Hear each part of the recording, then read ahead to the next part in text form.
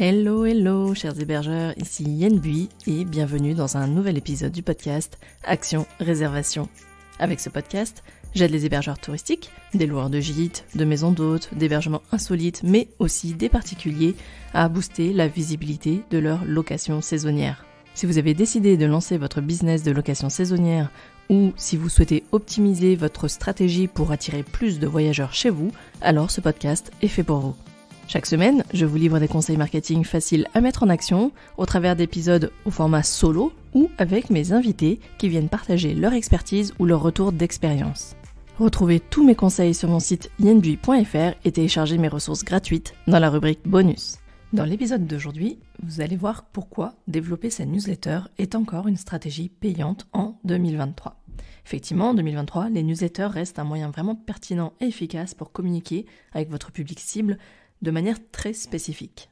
Alors bien que les réseaux sociaux ont connu vraiment une énorme croissance au cours des dernières années, il est quand même important de noter que ces plateformes peuvent être saturées d'informations et que les algorithmes peuvent aussi restreindre la visibilité de vos contenus auprès de votre cible.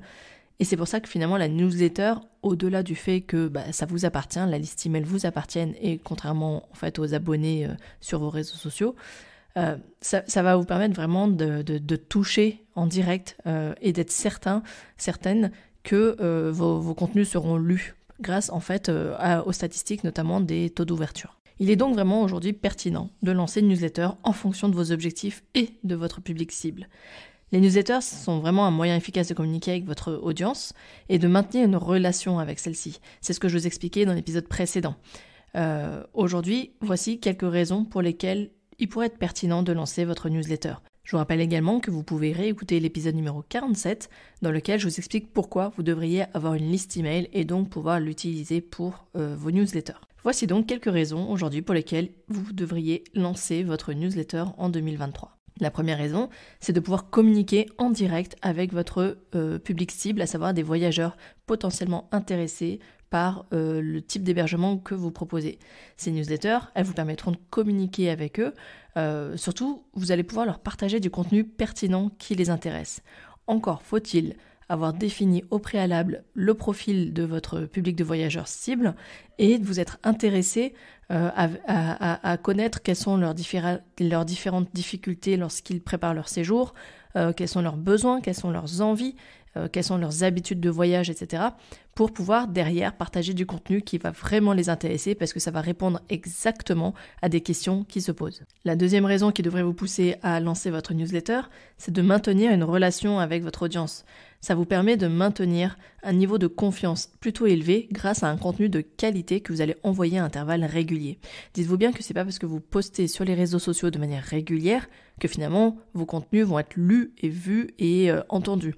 Tandis que envoyer une newsletter, vous allez pouvoir vraiment voir exactement qui est-ce que vous touchez et si vous avez mis des boutons d'appel à l'action, ce que je vous recommande fortement, vous allez également voir quel est le degré d'intérêt de vos lecteurs. D'une certaine manière, la newsletter, ça vous permet finalement de fidéliser vos clients existants, c'est-à-dire ceux qui sont déjà venus séjourner chez vous, mais aussi renforcer votre image de marque. Donc ça veut dire montrer ce que vous savez faire, comment vous le faites, et ça permet aussi à des voyageurs potentiels de se décider à venir réserver un séjour chez vous.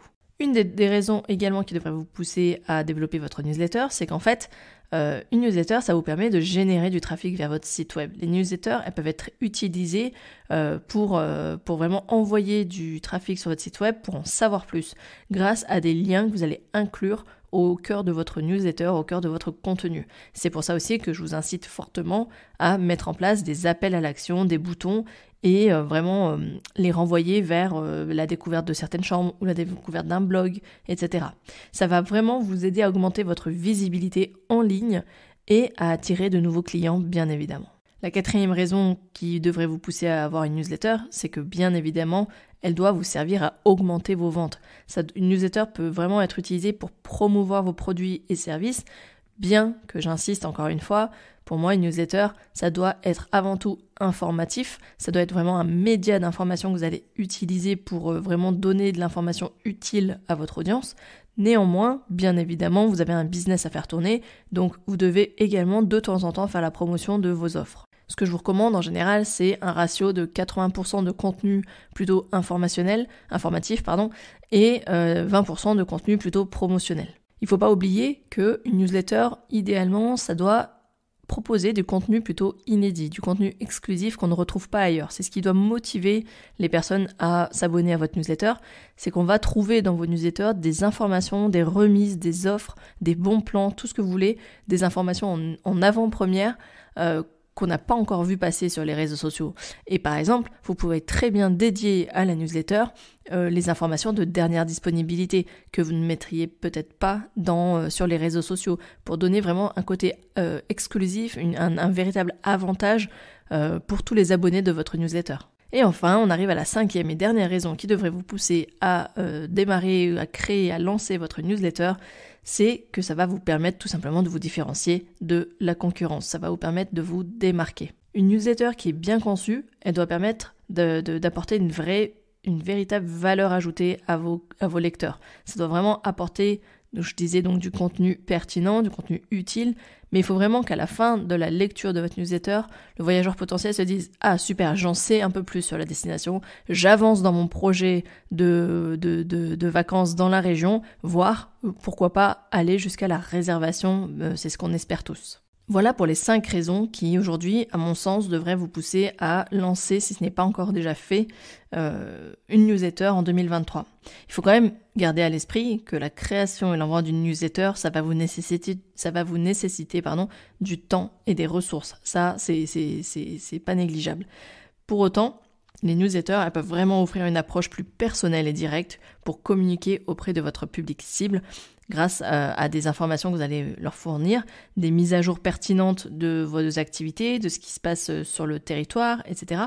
Et ça doit vraiment vous aider à renforcer la fidélité de votre audience, ça doit vraiment renforcer la fidélité de vos clients déjà existants, en créant ce sentiment de communauté, et encore une fois, grâce à un contenu qui sera de qualité et pourquoi pas exclusif. Un point de vigilance qu'il faut vraiment garder à l'esprit, c'est que pour réussir avec une newsletter, il faut rester cohérent, rester toujours pertinent. Cohérent dans le sens où vous avez une mission, vous avez une cible, et restez focus sur cette cible. Restez focus sur votre ligne éditoriale habituelle, restez focus sur la clientèle que vous visez en priorité.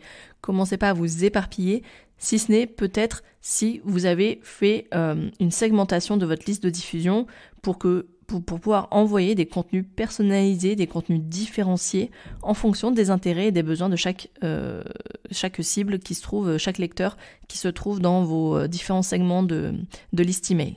Mais dans le cas où vous auriez décidé d'envoyer une seule newsletter à l'ensemble de votre liste de diffusion, pensez vraiment à rester focus sur votre objectif principal et votre cible prioritaire. Donc proposez du contenu qui s'adresse à elle afin que la majorité que vous visez se reconnaisse. N'allez pas sur ces majorités silencieuses, comme on les appelle, ces minorités silencieuses, parce que en fait, tout simplement, elles ne représentent qu'une infime partie, en principe, de votre liste email. Donc en résumé, vous l'aurez compris, une newsletter, ça reste pour moi une option vraiment pertinente pour communiquer avec votre public, mais il est vraiment important de s'assurer que vous avez mis en place une véritable stratégie de newsletter. Il faut qu'elle soit à valeur ajoutée, il faut qu'elle soit focus sur les besoins, les envies et les expériences que recherche votre lectorat. Et enfin, il faut vraiment que vous soyez focus sur une ligne éditoriale claire, cohérente, qu'on va retrouver sur l'ensemble de vos supports de communication. Dans l'un de mes derniers Café Live, je vous expliquais comment vous pouviez développer votre liste email, c'est-à-dire comment vous pouviez augmenter le nombre d'abonnés à votre liste d'email pour l'envoi de vos newsletters. Là, je vais vous faire un petit rappel avec quelques-unes des meilleures idées pour augmenter le nombre d'abonnés à sa newsletter. Vous pouvez, pour commencer, offrir un contenu exclusif, c'est ce que je vous disais dans l'épisode, c'est-à-dire penser à expliquer que vous allez proposer du contenu qu'on va retrouver exclusivement sur votre newsletter, des offres spéciales, des avantages qui sont réservés uniquement aux abonnés de votre liste email. Ça incitera vraiment les gens à s'inscrire pour recevoir ces avantages. Vous pouvez aussi offrir simplement une incitation à l'inscription.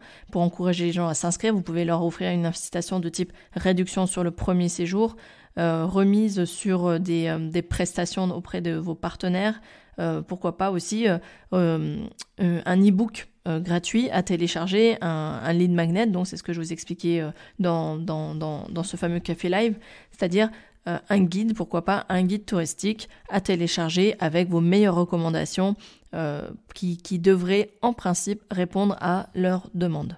Pour collecter plus d'abonnés à votre newsletter, pensez également, alors je le dis mais je ne l'ai pas fait sur le mien, sur mon site, vous pouvez utiliser des pop-up. Les pop-ups, ça permet d'être efficace pour capturer l'attention des visiteurs une fois qu'ils sont sur votre site web.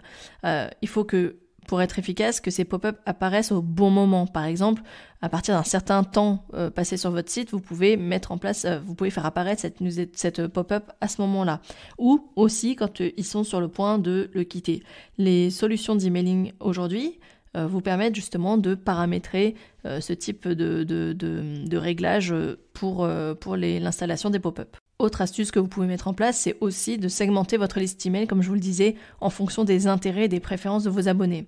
Si vraiment ça vous chagrine de devoir parler essentiellement à une seule typologie de clientèle cible, enfin en priorité, vous pouvez aussi créer d'autres listes email, mais ça va vous rajouter du travail. Donc après ça, c'est à vous de voir. Ensuite, autre astuce, vous pouvez utiliser des formulaires d'inscription optimisés. Assurez-vous que vos formulaires d'inscription sont clairs, courts et faciles à remplir. Demandez uniquement les informations nécessaires, à savoir, honnêtement, juste le prénom et l'email sont largement suffisants. Bien entendu, pensez à utiliser les réseaux sociaux pour promouvoir votre liste email et encourager vos abonnés à s'inscrire à votre newsletter et à partager vos contenus avec leurs amis et leur propre communauté. Pour pouvoir attirer toujours plus d'abonnés sur votre newsletter, pensez à réellement vous mettre en une stratégie de contenu de qualité. Pensez à créer du contenu qui soit vraiment de qualité pour donner tout simplement envie aux gens de s'abonner pour en savoir plus et recevoir régulièrement de vos nouvelles, de vos informations. En créant du contenu de qualité, vous allez pouvoir le mettre en avant à la fois dans vos emails, mais ça va aussi donner envie aux personnes de le partager et aussi du coup de s'inscrire à votre newsletter. Clairement, si vos abonnés trouvent vos emails intéressants et utiles, ils seront bien plus susceptibles de les partager avec leurs amis et leurs abonnés. Et dernière chose, quels que soient vos supports de communication, pensez toujours à utiliser des call to action, donc des appels à l'action qui soient très clairs. N'utilisez qu'un seul appel à l'action en général en fonction de vos contenus, que ce soit dans un post sur vos réseaux sociaux, que ce soit dans vos emails, que ce soit au travers de votre site web. Chaque page, chaque contenu, pensez à utiliser un seul call to action qui soit très clair et qui renvoie soit vers l'abonnement à la newsletter, soit vers le téléchargement de votre freebie, soit vers votre réseau social principal pour qui s'abonne, etc. N'ayez qu'un seul call to action qui soit très clair. Donc pour résumer, voilà pourquoi vous devriez avoir votre newsletter en 2023. Pour rappel, je vous donne les 5 raisons que j'ai évoquées au cours de l'épisode. Une newsletter, ça va vous permettre de communiquer directement avec votre audience, vos voyageurs potentiels. Et ça, c'est pas rien. Vous êtes quasiment certain et certaine que votre contenu sera lu par rapport à vos réseaux sociaux. Ensuite, ça vous permet bien évidemment de maintenir une relation avec votre audience. Ça vous permet de vraiment créer un lien de confiance et finalement favoriser la fidélisation. Ensuite, troisième raison, c'est qu'une newsletter vous permet de générer du trafic directement vers votre site web, que ce soit vers une page de réservation, que ce soit vers d'autres contenus, des articles de votre blog par exemple. Quatrième point, évidemment, ça doit servir votre business. Ça doit vous permettre d'augmenter vos ventes, d'augmenter vos réservations. Et cinquième et dernière raison qui devrait vous pousser à avoir une newsletter en 2023, c'est que ça vous permet de vous démarquer de la concurrence parce que vous allez proposer du contenu qui soit vraiment à valeur ajoutée. Et ça, si les autres ne le font pas, vous allez pouvoir prendre ce créneau. En utilisant l'ensemble de ces astuces couplées à mes quelques conseils pour justement augmenter le nombre d'abonnés à votre liste email, vous devriez normalement être en mesure d'augmenter le nombre d'abonnés à votre liste email et aussi de les fidéliser pour obtenir des résultats sur le long terme. Et voilà pour cet épisode. J'espère que ça vous a plu, j'espère que je vous ai donné assez de pistes pour pouvoir vous aider à vous lancer, en tout cas que je vous ai convaincu à vous lancer pour un projet de newsletter. Pour rappel, il y a quelques contenus sur mon site, notamment Un qui concerne la stratégie d'email marketing à mettre en place avec les différents types d'emails que vous pouvez envoyer quand vous avez une liste de diffusion. Il y a également le replay et le workbook du dernier Café Live dans lequel je vous explique comment vous allez pouvoir développer votre liste email avec l'aide d'un bonus. Ce bonus, c'est le fameux aimant à vacancier, le lead magnet. Voilà, vous avez pas mal de contenu et de ressources gratuits sur mon site pour vous lancer dans un projet de newsletter. Dans un prochain épisode, je vous parlerai de comment mettre en place une newsletter. Donc à partir du moment où vous avez décidé d'en mettre une, que vous avez mis en place également des outils pour collecter des adresses email. Et donc là, on abordera la partie plus technique sur comment mettre en place une newsletter, avec quelles solutions de messagerie vous pouvez utiliser, quelles solutions de newsletter, notamment si vous ne souhaitez pas, par exemple, passer par votre site internet pour ça. Encore une fois, j'espère que cet épisode vous aura été utile et qui vous aura vraiment aidé à mener une réflexion profonde sur la création ou non d'une newsletter dans votre stratégie de visibilité et de collecte d'adresses email. En tout cas, comme d'habitude, si ça vous a plu, n'hésitez pas à partager cet épisode auprès de vous, auprès de vos amis, votre entourage, et bien évidemment de vous abonner à ma newsletter également si ce n'est pas encore déjà fait. Vous pouvez vous rendre sur mon site yenbui.fr dans la rubrique newsletter. Également sur toutes les pages de mon site, en général, il y a un collecteur d'emails pour s'inscrire à la newsletter.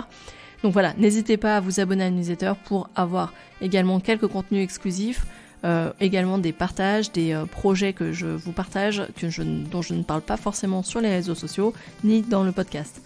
Voilà, en tout cas c'est tout pour aujourd'hui. Je vous souhaite de passer une très belle fin de journée et je vous dis à la semaine prochaine pour un nouveau conseil marketing et rendez-vous donc sur le podcast Action Réservation. D'ici là, portez-vous bien et je vous dis à très vite. Ciao ciao!